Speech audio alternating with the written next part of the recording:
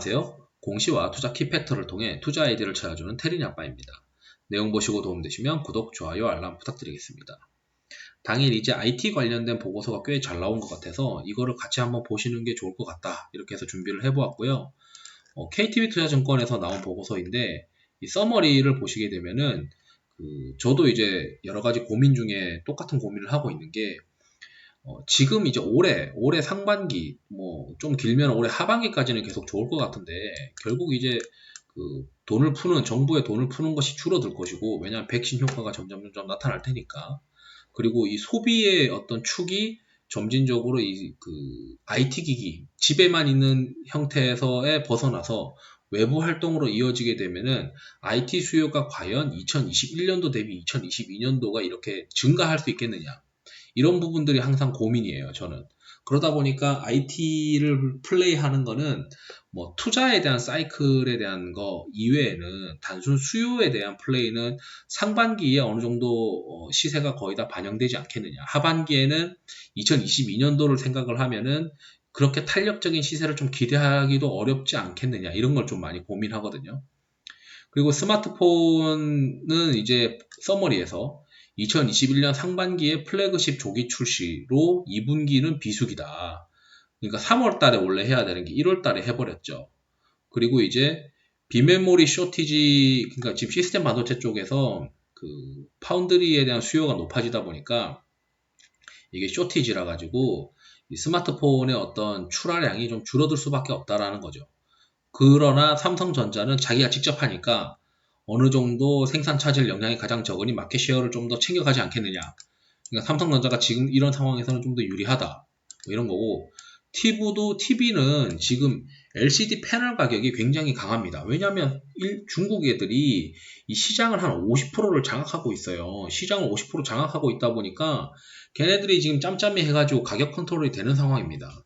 그러다 보니 이 삼성전자가 또는 또 LG가 더 이상은 이제 LCD 패널에서는 가격 컨트롤을 할 수 있는 상황이 아니다 보니까 오히려 이제 OLED 쪽으로 빠르게 전환하려고 하는 그런 시장의 어떤 니즈가 있는 겁니다.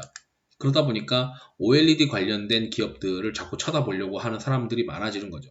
그렇게 되면 이제 저는 이제 OLED 쪽에서는 소재 또는 이제 LCD 패널 가격이 계속 유지가 된다면은 실리콘웍스 이런 걸 말씀드렸는데, 실리콘웍스도 지금 긴가민가해지는 상황이 될 수밖에 없는 게 TSMC가 얼마 전에 뉴스가 나온 거에 보면은 파운드리 비용을 한 30% 또는 20%에서 30%를 올리겠다라고 내용이 나오고 있어요. 그렇다면 이제 삼성전자 쪽에서도 이 파운드리 비용이 올라갈 거고, 전반적으로 이 파운드리 회사들이 비용을 올릴 가능성이 높기 때문에 그렇게 되면은 단순 팹리스 업체들의 원가 부담이 꽤 높아질 가능성이 있어서 1분기 실적까지는 괜찮겠지만 2분기 실적의 원가 부담이 드러나게 되면은 주가가 이제 되려 큰 폭으로 조정받을 수도 있겠다.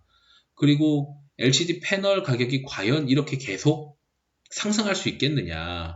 OLED 캐파가 가동이 되는 순간부터는 LCD의 어떤 수요가 또 줄어들게 되니까 LCD 패널 가격이 빠지게 되는 어떤 우려가 있다 보니까 이게 좀 애매모하다. 그렇다면 OLED 소재 쪽으로 하는 게 맞는데 OLED 소재 쪽은 또 다 밸류에이션이 비싸요. 그나마 좀 싼 이녹스 첨단 소재는 오버행처럼 교환 사채로 전환 청구해가지고 4월 19일인가 그때부터 이제 전환 청구를 할 수가 있는 상황이 되다 보니까 제가 봤을 때는 이거 뭐 사야 되나 지금 막 고민만 있는 업종이 OLED 관련된 종목들입니다. 그리고 이제 PC 쪽에서는 CPU랑 GPU 주요 부품 공급 부족으로 이만 쇼티지다. 컴퓨터도 이제 미리미리 사놔야지 안 그러면 가격이 올라갈 것 같아요. 그리고 작년 하반기에 출시한 게임 콘솔이 플레이스테이션이죠. 플스도 지금 여전히 공급 부족하다. 연말까지는 수급이 타이트할 것 같다. 이렇게 되고 있습니다. 2분기에 어떤 일이 벌어질 것이냐. 1분기에 D램 가격이 반등했고 낸드 역시 노트북 수요 호조와 데이터 센터 시장이 투자 재개로 2분기부터 반등할 거다. 그렇기 때문에 지금 하이닉스가 오늘도 이제 시장에서 좀 더 탄력적으로 보는 이유가 1분기 대비 2분기 때 QOQ로 D램 가격도 오를 거고 낸드도 지금 상황 좋아지는 거 아니냐. 지금 이런 이제 니즈가 많은 거죠.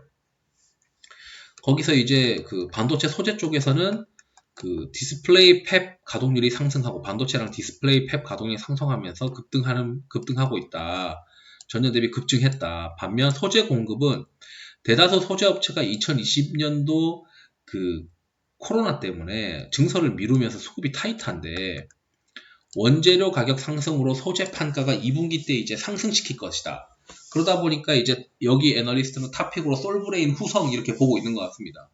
저도 이제 솔브레인이 1분기 대비 2분기 더 좋을 거라 보고 있고 디램 가격이 올라가고 뭐 낸드 쪽에서도 이렇게 가격이 상승하고 이게 결국 연동돼서 솔브레인도 항상 같이 가기 때문에 솔브레인도 이제 또 2, 3분기 뭐 캐펙스 낸드에 관련된 삼성전자의 캐펙스 투자가 발생이 될 가능성이 지금 시장에서 점진적으로 높아지고 있다 보니까 같이 봐야 된다라고 보고 있고 후성은 뒤에 보니까 그 냉매 가격이 올랐더라고요. 그래서 후성도 지금 하나도 안 오른 바닥 가격에서 좀 볼만한 기업이지 않을까 이렇게 생각을 하고 있습니다. 그래서 이제 그 대다수 장비 업체들, 반도체 장비 업체들은 30%에서 40% 이상 매출이 성장을 할 건데 저는 이제 유진테크를 제일 좋게 보는 거죠. 왜냐하면 국산화 이슈가 진행되고 있기 때문이죠. 거기에 이제 기존 장비도 더 많이 증가하고 있는 상태고 작년보다는 좀 나으니까. 그리고 파운드리는 계속 쇼티지예요. 이거는 내년 상반기까지 될 것 같다. 뭐 이런 얘기고 LCD는 이제 그 여전히 중국 애들이 그 LCD 팹에 대해서 과점을 하고 있다 보니까 가격 컨트롤이 되는데 이 하반기부터 그 중국 LCD 팹 가동이 높아지게 되니까 하반기에는 패널 가격이 좀 둔화될 거다라고 보는 것 같고 이 패널 가격이 지금 높은 상황이다 보니까 OLED를 그 원가 부담을 높인 TV 업체들이 OLED 채택을 좀 늘리는 어떤 분위기가 지금 되고 있잖아요. 그러니까 이제 OLED 소재를 좀 보려고 하는 것 같은데 딱히 마음에 드는 어떤 구간은 아직은 없어가지고 제가 또 나중에 찾게 되면은 말씀드리도록 하겠습니다. 이제 2분기 보면은 4월에 파운드리 가격이 인상됐어요. 인상한다는 얘기가 있습니다. 이게 제가 이제 건너듣기로도 업계 얘기를 건너들어 보니까 파운드리를 예를 들어서 파운드리를 사용해서 연간 매출이 한 100억이다라고 하면은 그 100억이 다 나오지 않고 한 20% 30% 줄어들었다라고 하는 얘기도 듣고 있습니다. 그러니까 이제 그 팹리스 업체들이 파운드리 쪽에서 그 이용해가지고 칩을 구워 와야 되는데 이 칩을 구워 오는 이 양도 좀 적어지는 것 같다. 뭐 이런 얘기가 있고 여기 쭉 보니까 4월 달에 16일 날 TSMC 실적 발표가 있어요. 그리고 4월 13일 날 중국 스마트폰 데이터 나오는 게 있고 그리고 여전히 이제 4월 7일 그 삼성전자 잠정 실적이 나오겠죠. 그래서 이것부터 시작해가지고 IT 쪽에 계속 관심이 많이 가져가는 대용이 됩니다. 그리고 29일 날 실적 발표를 할 거예요. 이날 실적 발표하면서 우리가 2분기에는 어떻게 반도체 동향을 어떻게 보고 있고 낸드 동향을 어떻게 보고 있고 낸드 투자는 어떻게 보고 있다. 뭐 이런 이슈들이 이때부터 이제 나올 가능성이 높다.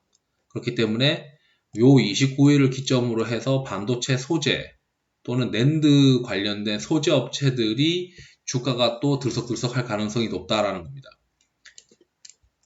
조금 줄여서.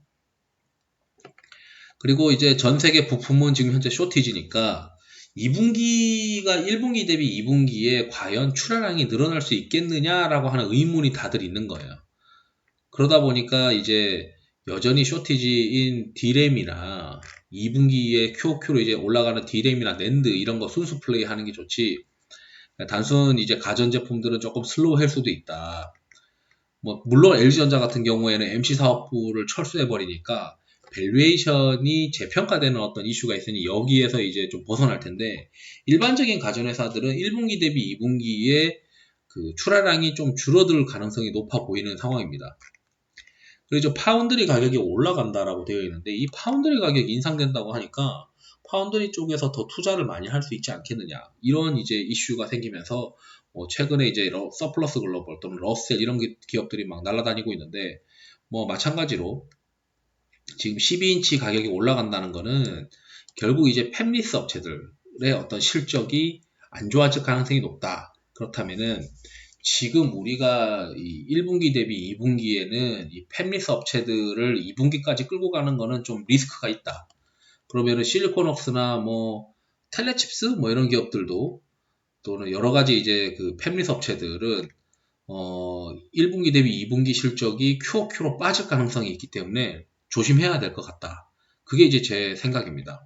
그렇다면 파운드리는 1분기 대비 2분기 좋아지고 2분기 대비 3분기 좋아질 수 있으니까 저는 이제 삼성전자 이런 쪽은 오히려 상황이 더 좋아질 수 있다라고 생각이 들어서 삼성전자 보면은 스마트폰은 자체적으로 칩을 생산하니까 마켓쉐어 가져갈 수 있고 거기에 따라 이제 또는 파운드리 쪽에서는 지금 쇼티지니까 파운드리 삼성전자도 가격 인상할 수가 있고 거기에 D램 쪽도 지금 좋아지는 상황이니까 삼성전자가 지금 그 실적 발표하고 나서도 굉장히 시장에서 관심을 많이 가지는 상황이 되다 보니까 삼성전자 주가가 가게 되면은 웬만한 어정쩡한 중소형주 뭐 성장도 좀 애매하고 밸류에이션도 애매하고 뭐 이런 기업들은 잘 안 가는 거죠. 그럼 지금 상황에서는 삼성전자, 하이닉스 이런 쪽을 주가가 가고 뭐 밸류에이션이 재평가될 수 있는 LG전자 이런 거 간다고 치면은 그 아예 엄청나게 싸든지 아예 뭐 성장폭이 엄청나게 크든지 이런 이벤트가 있는 거 아니면은 어정쩡한 주식들에 대해서는 크게 시장이 관심을 안 가지는 그러니까 이게 과거로 치면은 사소한 거에 막 작년만 해도 사소한 거에 막 주가가 급등하던 그러한 시장은 아닌 것 같다라는 거죠. 굉장히 시장이 이성적으로 지금 바뀌고 있는 것 같습니다. 그리고 파운드리에 대한 쇼티지는 뭐 내년 상반기까지 계속 될 것 같다. 이 캐펙스 투자를 발표를 하고 있는데 이 캐펙스에 대한 효과가 나타나기까지가 시차가 걸리기 때문이다라는 게 핵심 내용인 것 같고요.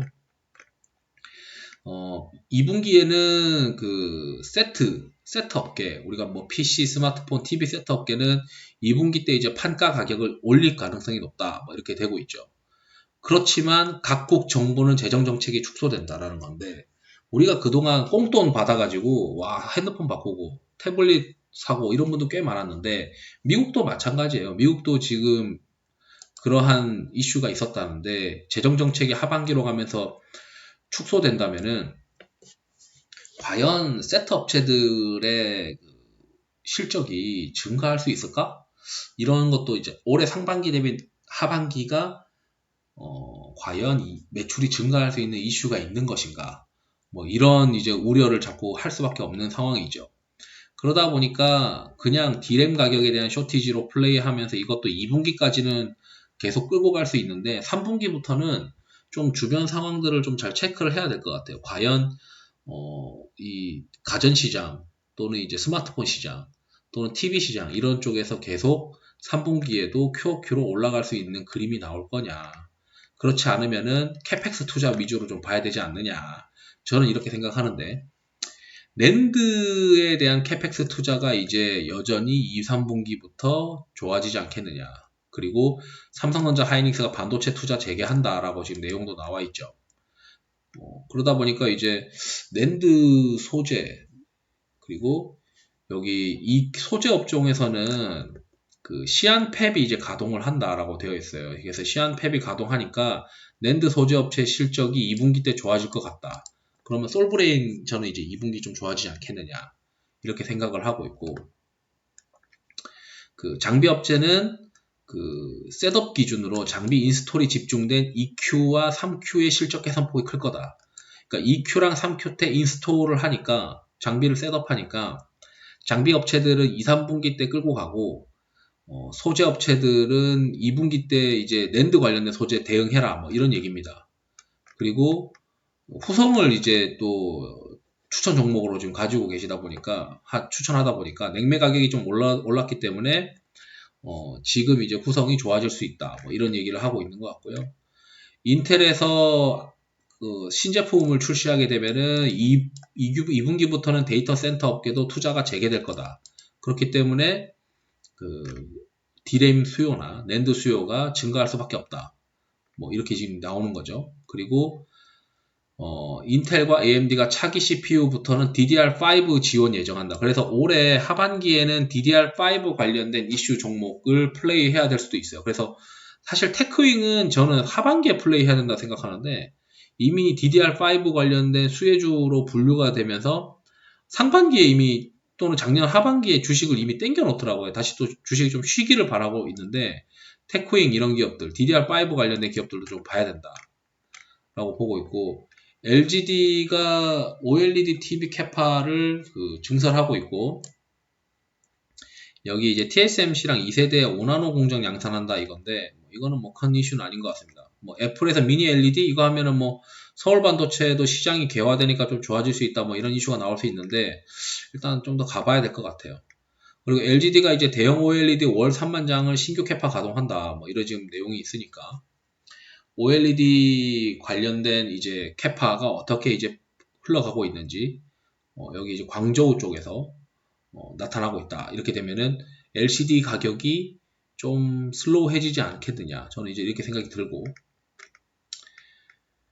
다양한 테크 컨퍼런스가 있다. 뭐 이것도 있고, 뭐 이거 TSMC랑 TSMC가 2세대 5나노 공정 양산한다. 이거는 뭐 장기적으로는 미세 공정으로 점진적으로 되면서 파운드리 시장은 좋아질 수밖에 없다. 뭐 이렇게 이제 해석하면 되는 건데, 뭐 큰 폭의 어떤 실적의 이벤트가 있진 않을 것 같아요. 왜냐하면 그렇게 모든 공정이 당장 이제 이쪽으로 바뀌는 건 아니니까 점진적으로 바뀌는 거잖아요.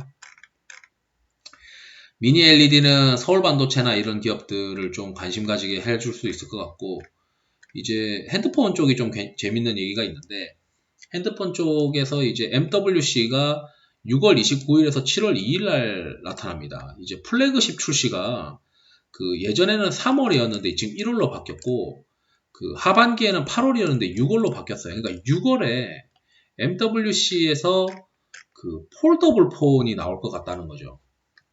그러니까 이제 파인테크닉스를 지금 좀 한 4월, 5월 달에 좀 쉴 수는 있겠지만, 아마 지금 오더를 이미 받아놨을 거예요.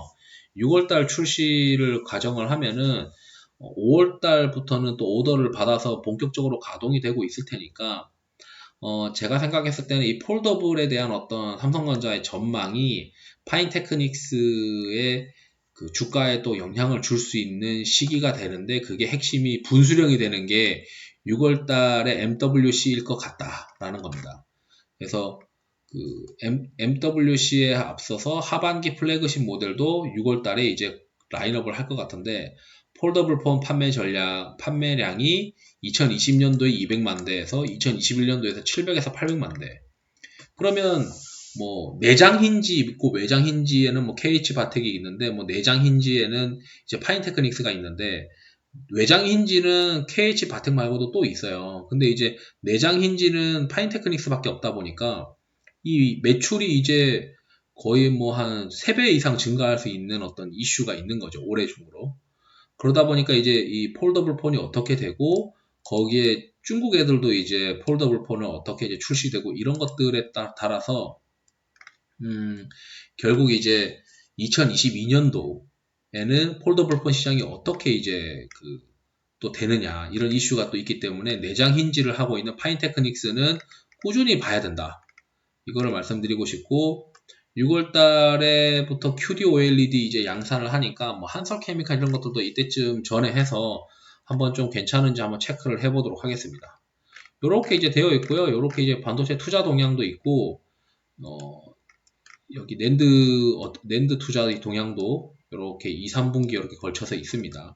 그렇기 때문에 테스트도 같이 봐야 되고, 여기 이제 종목별 투자 의견 쭉 있고요.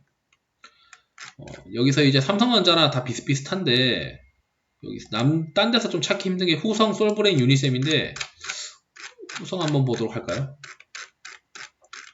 후성이 이제 냉매가스 가격이 올랐더라고요. 그래서 냉매가스 가격을 100ppI에서 이제 찾아가지고 똑같이 이제 스샷 해가지고 집어넣었던데, 1Q는 이제 뭐 실적이 이제 흑전 정도 하는 정도. 근데 2Q부터는 이제 실적이 엄청나게 좋아질 거다. 뭐 특히 이제 뭐 성수기죠. 냉매가스가 특히. 냉매는 이제 가격이 오르고 있고 수요가 있으니까 가격이 올랐고, 여기에 따라서 실적이 좋아지는 것 같다. 뭐 이렇게 되고 있고, 대규모 캐펙스 사이클이 종료되었으니까 하반기부터 증설 효과가 가시화되는 것을 밸류에이션에 반영했다. 근데 밸류에이션이 그렇게 싼 편은 아니에요.